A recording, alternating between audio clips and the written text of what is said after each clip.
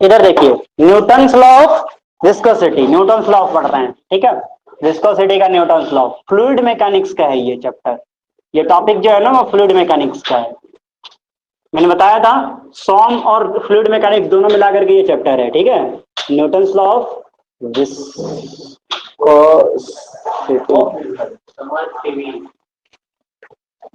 Newton's law of viscosity क्या कहता है ये कि shear stress is directly proportional to shear strain. क्या मतलब है इसका? इसके पहले हम लोगों ने वो देखा था, इसके पहले ये हम लोग पढ़ चुके हैं वैसे भी। ये क्या होता है? डिफॉर्मेशन जो होता है, मतलब किसी भी बॉडी पर अगर फोर्स लगाया जाए, किसी भी बॉडी पर अगर फोर्स लगाया जाए, मान लीजिए ये वाटर बॉडी यहाँ पर है, अगर फोर्स लगाएंगे तो नीचे वाली बॉडी वैसे ही रहेगी, धीरे धीरे करके ऊपर वाली बॉडी बहती चली जाती है। बोलो यार, डिफॉर्म होती चली जाती है। सबसे ऊपर वाली सबसे ज्यादा डिफॉर्म होती है, उससे नीचे थोड़ा कम होती है, उससे नीचे थोड़ा कम होती है। बोलो आया ना? होता है ना ऐसा कि झील वगैरह में जाओगे तो नीचे वाला पानी ठहरा रहता है, ऊपर वाला पानी ऐसे वेव मारता रहता है ना? तो वहां पर जब फोर्स लग, क्या कर रहा है भाई, क्या कर रहा है? तो जब फोर्स हम लगाते हैं तो पहला सरफेस, फिर नीचे नीचे दूसरा सरफेस, उसके नीचे तीसरा सरफेस, उसके नीचे चौथा सरफेस, एक सरफेस दूसरे सरफेस के बीच में कुछ तो फोर्स लगा रहे होंगे, उसकी वजह से जो स्ट्रेस आएगा वो स्ट्रेस ये है। और पहला सरफेस, दूसरा सरफेस, तीसरा सरफेस एक दूसरे के रिस्पेक्ट में कुछ तो डिफॉर्म हो रहे होंगे, टूट रहे होंगे, उसकी वजह से जो स्ट्रेन आ रहा है वो ये है। Shear stress, shear strain, shear stress is directly proportional to shear strain, proportional dv upon dx. तो बताया था यार, ताऊ है, क्यों नहीं आए थे? पिछली ही क्लास में बताया हुआ है ये बात, इसलिए कहते हैं आया करो रोजाना। लॉ, अच्छा, ये इस लॉ में अगर प्रोपोर्शनल साइन हटता है तो यहां पर आता है म्यू एज अ कांस्टेंट। ये किसने बताया था? न्यूटन साहब ने। तो यही जो म्यू है ना, इसी को हम लोग कहते हैं कोफिशिएंट ऑफ विस्कोसिटी। क्या कहते हैं भाई? कोफिशिएंट ऑफ, कोफिशिएंट ऑफ, बस समझ गए? कोफिशिएंट ऑफ विस्कोसिटी यही म्यू होती है, बस समझ गए? छाप लीजिए। कभी कभी म्यू ना ऐसे ऐसे ऐसे भी लिखा हुआ होगा, एन लिखा रहेगा, या फिर ईटा बोलते हैं इसको। वाई नहीं है गधे, ये वाई नहीं है, वाई ई में है, मॉडुलस ऑफ इलास्टिसिटी में एन लिखा रहेगा। एन टर्बुलेंट, समझिए ये क्या होता है? लेमिनार। दूसरा क्या था? T R D U L E N T, turbulent. Laminar and turbulent flow. ये देखिए, टर्बुलेंट, लेमिनार और टर्बुलेंट, समझिएगा इस बात को, इस बात को समझिए। जब हम लोग ऐसे पानी को ऐसे मान लीजिए ऐसे लिया और ऐसे फ्लो कर दिया, फेंक दिया, अभी फेंके थे ना, तो आपने देखा होगा कि जब हम पानी को फेंकते हैं तो कुछ सरफेस पर जम जाता है, नीचला सरफेस वाला जम जाता है और ऐसे रहता है, और ऊपर वाला सरफेस जो ऐसे ऐसे ऐसे ऐसे करता हुआ निकल जाता है। बताइए, है ना? होता है, बिल्कुल होता है। तो नीचे वाला जो सरफेस जो पैरेलल है ना, जो एक दूसरे को काटती नहीं, बिल्कुल सीधा निकल जाती है। दिख रहा है? नीचे वाला जो सरफेस है वो बिल्कुल सीधा निकल जाती है ऐसे करके, समझ रहे हो? ऊपर वाला जो सरफेस है ना, वो ऐसे ऐसे ऐसे ऐसे ऐसे ऐसे ऐसे ऐसे करके निकलती है। होता है ऐसा? अरे बोल ना, होता है नहीं होता है? होता है। तो क्या होता है, जब एक दूसरे को ये नहीं काट रहे हैं ना, जब पैरेलल जा रहे हैं बिल्कुल एकदम एक दूसरे को नहीं काट रहे हैं, उस कंडीशन के फ्लो को हम लोग लेमिनार फ्लो कहते हैं।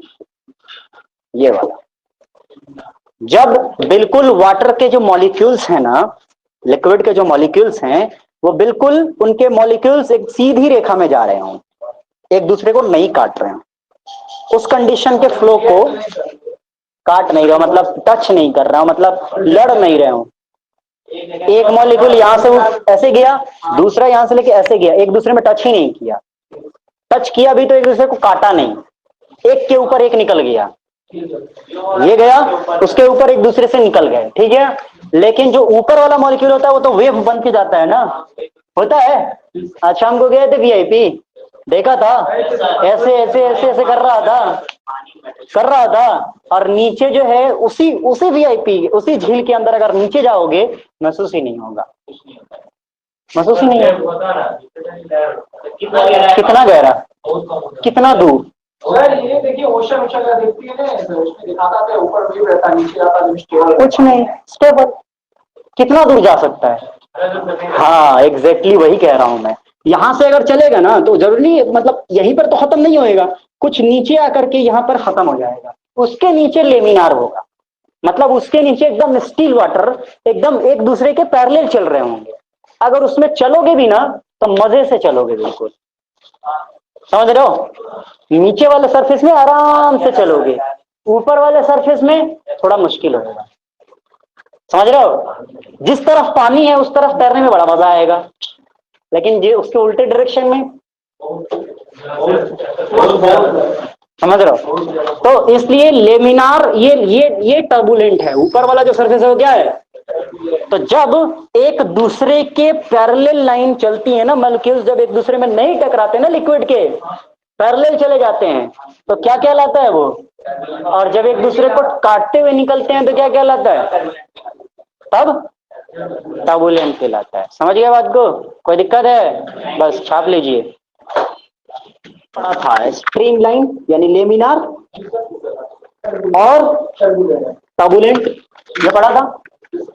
तो इन दोनों के बीच में एक लेयर होगा, जहां के पीछे क्या हो जाएगा लेमिनार, और जहां के ऊपर क्या हो जाएगा टर्बुलेंट। बोलिए, कोई ना कोई एक लेयर होगा ना, जहां पर ऊपर वाला जो वेव चल रहा है वो नीचे जाते जाते खत्म होता है, तो कहीं ना कहीं कोई एक लेयर होगा जहां के नीचे खत्म हो चुकी होगी। बोलिए आया ना, इधर देखना भाई, इधर देखिए, ठीक है। तो वो वेलोसिटी जिसके नीचे स्ट्रीमलाइन फ्लो मिले, अरे इस चेचे को बंद करना यार, काहे चला दे रहे हो, इसको खत्म करो, कल संडे है कल बनाया जाएगा।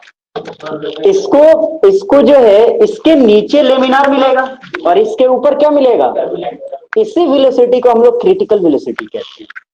वो वेलोसिटी, वो मैक्सिमम वेलोसिटी जिसके ऊपर फ्लो क्या हो जाए, टर्बुलेंट हो जाए। अभी बताया ना, पानी चल रहा है, पानी फ्लो, तो नीचे जो है ठहरा रहता है, ऊपर वे भी रहता है, तो कहीं तो मिल रहा होगा ना दोनों, समझ गए। तो जो जिस लेयर पे वो दोनों मिल रहे हैं ना, उस पर जो वेलोसिटी होगी उसी को क्या बोलते हैं, क्रिटिकल वेलोसिटी बोलते हैं। कौन सा वेलोसिटी, तो वो मैक्सिमम वेलोसिटी जिसके नीचे लेमिनार हो, जिसके ऊपर क्या हो टर्बुलेंट हो, उसको क्या कहते हैं, समझ में आई बात है, आ गई ना।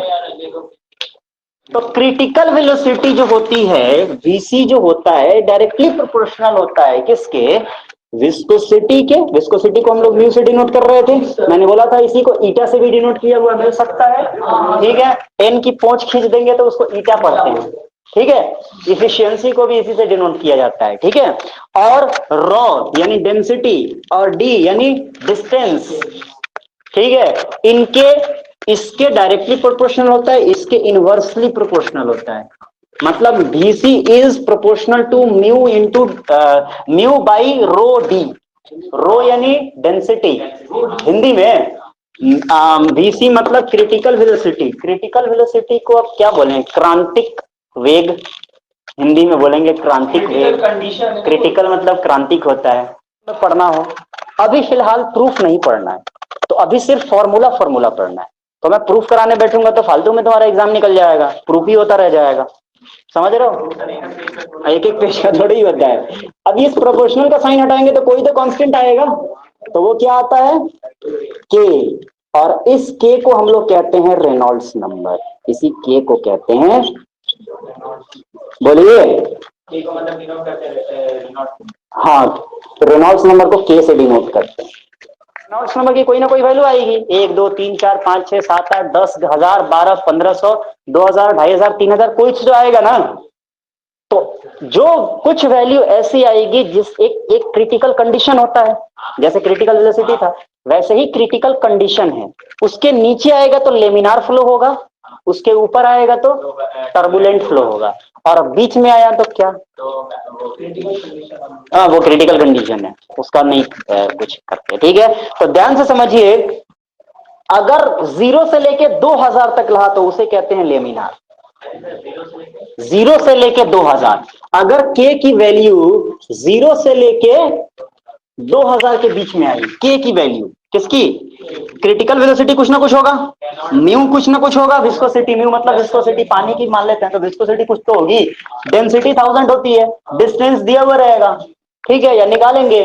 तो इनका हम लोग क्या कहते हैं, जो भी अपना डायमीटर होगा या डिस्टेंस होगा वो दिया हुआ रहेगा, तो ये डी दिया हुआ रहेगा, रो दिया हुआ रहेगा, वीसी दिया हुआ रहेगा, या फिर निकालना पड़ेगा अपैरेटस लगा करके, तो इसमें के की वैल्यू तो निकलेगी ना। तो के की वैल्यू अगर 0 से लेकर 2000 तक आ गई तो उसको लेमिनार बोलेंगे।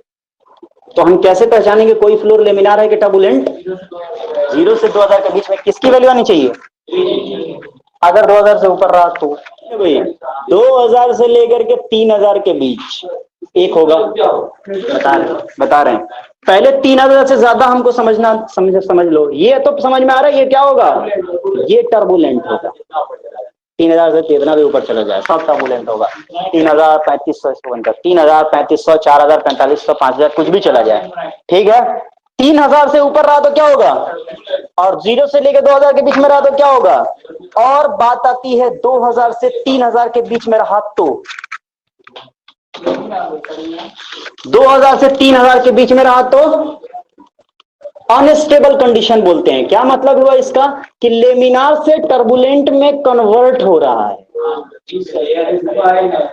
लेमिनार टू टर्बुलेंट, इस बीच की वैल्यू है, अरे बोलो जी सर, समझ गए सर, मान लीजिए सर वो जो नहीं कन्वर्जन हो रहा है, ये लेमिनार से टर्बुलेंट की तरफ जा रहा है, इसका मतलब ये है आधा लेमिनार आधा टर्बुलेंट दोनों मिक्स हुआ पड़ा है। एक ऐसी लेयर आ रही है जिसके नीचे जाएं तो लेमिनार मिल रहा है, ऊपर जाएं तो टर्बुलेंट मिल रहा है, दोनों मिल करके बीच में आ रहा है। हाँ ऐसा होता है बिल्कुल,